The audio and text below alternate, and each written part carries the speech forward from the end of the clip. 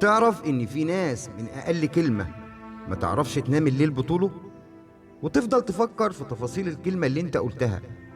طيب تعرف إن سيدنا أبو بكر الصديق كان من عوايده يحط تحت لسانه زلطة صغيرة، وفي اللحظات اللي بيشيلها من تحت لسانه فيها يكون فكر في الكلام اللي هيقوله، يا ترى صح ولا غلط، يا ترى مؤذي ولا لأ.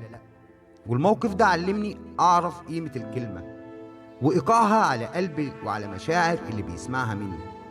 صدقني الكلمة الحلوة ممكن تبدل حالك وتشقلب كيانك.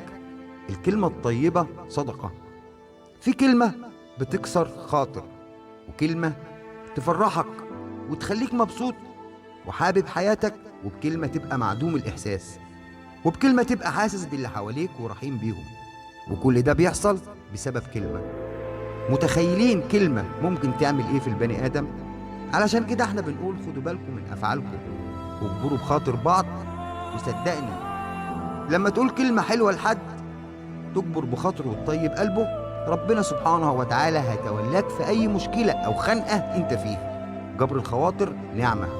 اللهم اجعلنا من جابرين الخواطر واغفر لنا زلات اللسان. اجبر بخاطر حد علشان ربنا يجبر بخاطرك، علشان ربنا يجبر بخاطرك ويقف جنبك.